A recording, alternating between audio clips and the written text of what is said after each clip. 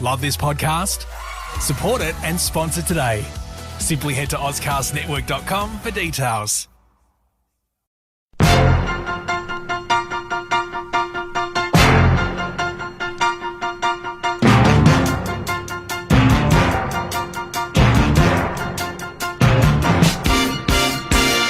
Hi everybody, I'm Jeremy Cordeaux. Peter Clayton's behind the camera. Welcome to the garage and the court of public opinion. You've heard me maybe mention a couple of times Andy Martin to you. Andy Martin is the whiz kid who he used to work at 5AA as well. Anyway, he's the whiz kid behind a lot of the podcasting that you see around Australia. This program being among those. Anyway, he was making a comment to me about last week. You remember when well, maybe you weren't watching, I don't know, but I was wearing sunglasses, and I pointed out to you that, you know, it wasn't affectation, that I really had to wear them because I've got several lights here to light up the dark end of the garage so we can do our posting on Facebook. And he said, something strange happened, Jeremy. When you started wearing the dark sunglasses, you got 10,000 new viewers, which would translate into listeners as well, I suppose. But Pete, how could that be? I mean, well, we know that it's. But why would somebody wearing sunglasses suddenly start? Well, it worked for Roy Orbison. It worked for Roy Orbison. Well, look, what I want to do is to say to you, if you want me to wear dark glasses to do this little show, I'm very happy to do it. If there's something about dark glasses that gets to you, I'm very happy to go along with it. So just tell me, send me a message. The dark glasses are a turn on or a keep you watching trick. I'm happy to go along with it. Where will we start with the brand new week? Happy Monday to you, by the way. It's the 13th. I always thought it was called Tuvalu, a bit like Tupelo in America, where Elvis Presley was born. But apparently, listening to the Prime Minister on some of the news broadcasts during the latter part of last week, it's Tuvalu. Tuvalu. The Prime Ministerial pronunciation is not Tuvalu, it's Tuvalu. Now, I really don't know what's right. Maybe I just go on calling it Tuvalu. But he did say this, which I thought was interesting. I believe that developed nations have a responsibility to developing nations. Mr. Albanese is here, I think, revisiting the Lima Declaration, which I urge everyone to Google and have a look at. With which, of course, he would totally agree. Are we really going to go down that same disastrous track of 1973 and sack lots of people and do it in favour of third world countries, divesting ourselves of our manufacturing industry? Is that what our Prime Minister goes off on a world trip to achieve? And listening to the ABC coverage of this story, disgraceful. Disgraceful. Well, I thought anyway, the script, I imagined, had been written by the government. No questions. How will this strategy ameliorate climate change? This was the big announcement on Friday and Saturday. How will this ameliorate climate change? Opening our doors to South Pacific Islanders, I mean. What is it to do with us? 1% of global emissions? While these, 280 islanders each year come to Australia and go straight on welfare. I wonder who chooses them. Anyway, I don't know that they're going straight on welfare, but I bet they will. What sort of visa will they have? Permanent residency? Do we know anything about each of these 280 individuals? Remember, that's 280 every year. And I've got no reason to believe that the same offer won't be made to other South Pacific islands. There are only 1,100 people in the country. Tuvalu, I mean.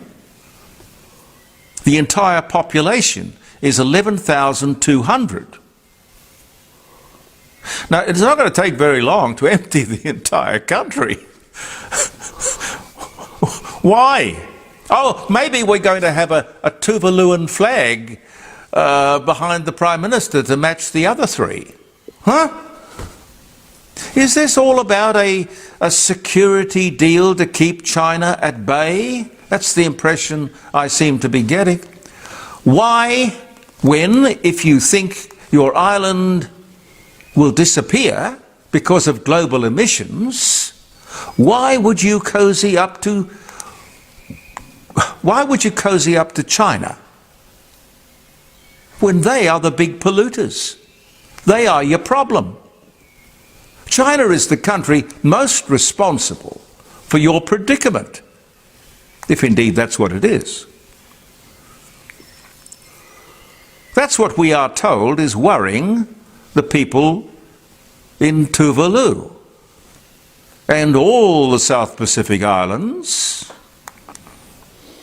unless of course there is no rising tide, and these islanders figure that a good bidding war between Australia and China would be just great.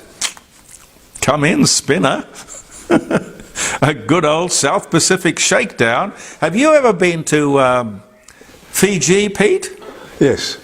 Do you love the way they sort of bargain and they barter, and you know the price of this is such and such, and but we'll they love that. I mean, I can just see them setting this whole thing up, and here is this bunny from Australia. Yeah. I do. God. I do love the islands. I love the people of the islands. I love the islands and the way of life and all of that sort of thing, but I don't think we can be fooled by any of this. I think the Prime Minister has been conned, or maybe he is the con. How does the water, here's a question, how does the water rise in the South Pacific without it rising at Glenelg, or Outer Harbour, or West Beach, or Sydney Harbour? Now, I remind you, the famed, iconic Opera House is right there on the harbour at the water's edge. No change for centuries in the water level at Bennelong Point. Please explain. Can the Prime Minister be so stupid? And of course, with the help of satellite photographs, anyone can see that the islands are actually growing slightly in size each year. Now, if I can find that out, why can't the government, or Foreign Affairs, or CSIRO? Why not the media? Perhaps, I know, the ABC. How about that? No. Anyone who questions climate change in the fashion of the ABC, as they imagine climate change, is in imminent danger. This emergency, the world is teetering on the brink, the crisis of climate change. Anyone who says anything different to that, of course, would be branded immediately a fool, a heretic. And I tell you, it takes courage to tell the emperor that he has no clothes on. But there he is, standing right there, ladies and gentlemen, stark naked. And it's just for us to recognize the fact. We got another cruise ship crisis. Now this time it's not the, what was it called, Pete? The Ruby? Yeah, the Ruby Princess. The Ruby Princess? Well, this one is the Grand Princess, or the Grande Princess, which has an outbreak of COVID and gastroenteritis, and she's on her way to Adelaide. Pete, I'd keep away from the port if I were you. I will. Yep, I would. And this, of course, comes at a time when we're being warned of a Christmas COVID crisis wave, a Christmas resurgence. What do we do? I don't know. I really don't. Isolation, distancing, washing the hands, the masks. I mean, do we do all that again? I don't think we've got the will. I'm sure we've all got the interest because none of us wants to get sick. You never got it, did you, Pete? No. No, I didn't either, thank God, but I've had the full five needles. Christmas shopping spending will be down 30% because of the interest rate hike, or more correctly, hikes, I suppose. Now, this is the shock horror headline. Christmas shopping down 30%. The news media for you. Hey, listen, guys. Do you think maybe you could join the dots? Interest rates are being put up to slow spending, which will curb inflation. Are you people dumb or just pretending? Anyway, what I'm saying is the Reserve Bank strategy is working. The Retail Traders Association have conducted a survey of Christmas spending intentions, and most people will be spending, they say, a little over $600, down from a little under $800, $750, something like that. But that again is a demonstration that the interest rate hikes are working. The interest rate hikes are meant to achieve this curb in spending. It's not shock horror, it's mission achieved. But maybe you don't think that'll attract viewers or listeners or sell newspapers or something, but for God's sake, hell's bells. Keswick Army Barracks, been a familiar landmark here in Adelaide for years and years and years. It's been transferred from the Commonwealth of Australia ownership to the ownership of the state government. Now, it's all part of a land deal or transfer of wealth or something, but it would be a perfect place for the police greys. And they've been shunted from pillar to post. That's not right. We need them close to the city because they do a wonderful ceremonial and picturesque and policing job. They do a great job. Time for some dates, Pete? Yeah. Okay. Some other things I wanted to talk to you about, but I don't seem to have the time. Pauline Hanson has come out and called for the Welcome to Country to be banned. Australians are sick and tired of Welcome to Country, and particularly when people have to pay for it, and particularly when it started out as a joke. I'll get to that later in the week. Maybe keep that for Friday, so we can talk about that around the dining room table on jeremycordeaux.com. Yep. Anyway, it's an interesting world. Never a shortage of things to talk about. What do we have here? We have the 13th. Some of the things for which we remember the day. Australia's first lighthouse goes into service at South Head. I remember that. Great white. If you've been to Sydney and you've been down New South Head Road or Old South Head Road, and you see this, particularly if it's a stormy day, or a stormy evening in the sky. Pete, as a photographer, you'd love this. You know, almost black sky and this beautiful white, huge lighthouse sitting out there. Yes, I've always loved lighthouses. Yep, Yeah. Australia's first lighthouse at South Head goes into service 1918. I think that was possibly put there as a result of the Dunbar sinking, crashing into rocks. Because there was no way, if you were sailing towards Sydney, you'd be on the rocks before you really knew where you were. So it was a good thing to have, the South Head Lighthouse. 1868, Rossini, composer of famous operatic comedies like The Barber of Seville, and then later on grand operas like William Tell.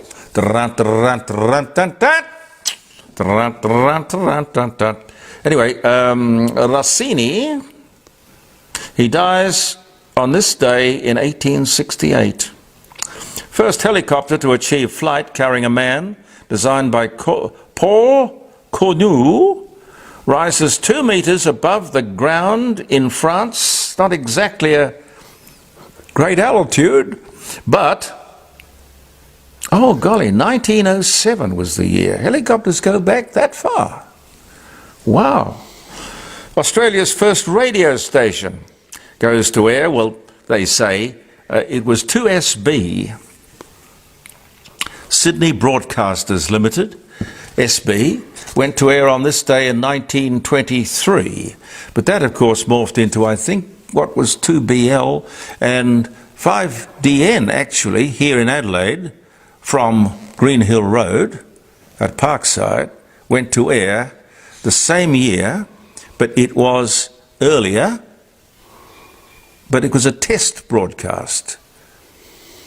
This was the real deal in Sydney. Walt Disney animated movie Fantasia has its world premiere in New York in 1940. Golly, it's been around that long. The British aircraft carrier Ark Royal is hit by a torpedo off Gibraltar in World War II and sinks early the following day, 1941. Dear, oh dear. Gary Marshall, who made a lot of those sitcoms and American television shows, with his wife, 1934, he was born. Charles de Gaulle is elected President of France, the Provisional Government, in 1945. He stayed there as president for a long, long time. US Supreme Court rules that segregation of the races on public buses is unconstitutional. 1956. Well, of course it's unconstitutional and it's stupid. No race-based colour of your skin-based kind of segregation for any reason, anywhere. I don't get it. I really don't. Yasser Arafat was a friend of mine in Sydney, used to call him Yasser Crackerfat.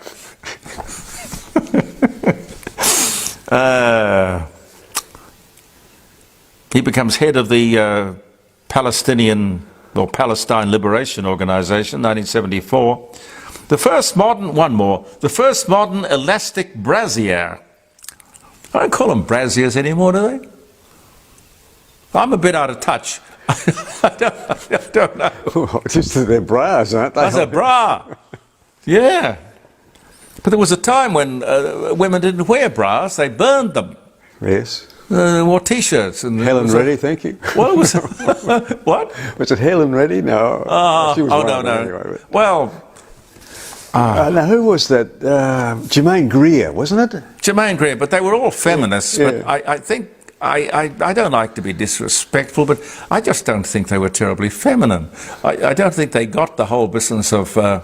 Jean Shrimpton and the miniskirt and all of the fashions of the 60s. They were on a completely different intellectual plane, one that I was never invited to join. God help me. Yeah, anyway, the first modern elasticized brassiere was patented in the United States of America by Mary Phelps Jacob in 1913. So what did women wear before that? I mean, a chemise, I suppose, or they didn't bother. Well, unelasticized. Unelasticized? Yeah, maybe. But wasn't it Howard Hughes and Jane Russell, who was in starring in a movie that he was making? Didn't he tie two handkerchiefs together or something and make what's folklore, I suppose? I don't know. I don't know, ladies and gentlemen. We'll be back tomorrow. That I do know. I'm Jeremy Cordeaux with Peter Clayton behind the camera. This is the Court of Public Opinion. Believe in yourself. Thank you for viewing. And if you enjoyed the show, pass on the address or the podcast address, or come back to Facebook and see us tomorrow. Bye for now. Love this podcast? Support it and sponsor today. Simply head to AuscastNetwork.com for details.